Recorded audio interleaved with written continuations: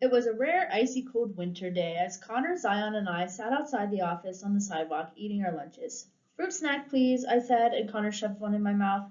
Mom had insisted I wear my old warm boots today, and though I was glad my toes weren't freezing, it was highly inconvenient. I looked at my friends, both shivering as they took bites of their lunches. This is ridiculous, I said. We should be eating in the cafeteria today. They looked up at me in alarm. I had to admit I didn't feel ready to head there myself, despite the freezing wind. We can stay here. They both let out sighs of relief. So, Dad told me he's going to try to get the keys in the office as organized as possible, and then he'll let us try out the ones he can't figure out. I bet one of them goes to the desk. I wonder what's going to be in there, said Zion. I chewed on a fruit snack and gulped. Maybe a murder weapon. Zion shivered. I hope not. I hope so, I declared. Then we can turn it into the police, and then they'll get the fingerprints off of it, and then they'll bust the murderer, and then we'll be in the newspaper. And the murderer will be like, I could have gotten away with it too if it hadn't been for you nosy kids. Zion and Connor both frowned at me. I don't want to be in the newspaper, said Zion. Me neither, said Connor. And I think you've watched too much Scooby Doo. I scowled. Sometimes those guys were a total buzzkill. And I had watched too much Scooby Doo. I decided to change the subject. So, we've had hundreds of artists call about the festival, so many that we've had to turn some away that don't fit with the Stagecoach Pass theme.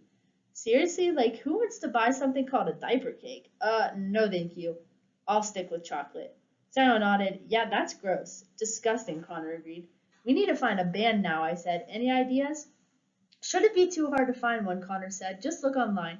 Then he raised an eyebrow at me. Maybe you should perform, Avon. I looked at him in disbelief. Is that supposed to be a joke? My earmuffs slipped down a little, and Connor pushed them back up my head. No, he said. I think it would be cool. Zion looked at me. What do you play, Avon? The guitar, Connor answered for me. But she won't play for anyone. I think she might be lying about being able to play. I shoved Connor with my foot. Shut up. He laughed, then play a song at the festival. It would be so cool. What do you care? I said. You're not even coming. Zion's head jerked to Connor. You're not going? Connor shrugged. I don't know. Avon thinks there's going to be like thousands of people there.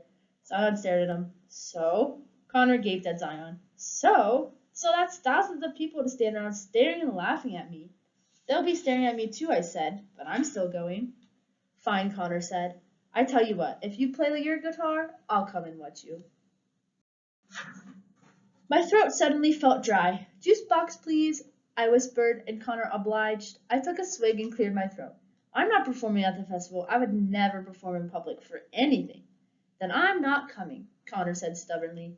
Darn it, he knew I wouldn't perform, and that was his way out. Why won't you play for anyone, Avon? Zion asked. I shrugged. I don't want people watching me up there. Watching the freak is what I wanted to say. Why not? Zion asked. You acted in a play on stage in front of people.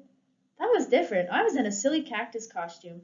If you didn't know me, you wouldn't have known I didn't have arms. Doing stuff with my feet in front of a crowd, performing with my feet, that's just different. I'd feel like I was in a circus or something. That's silly, Zion said. No one would think of you like that. But I knew he was wrong.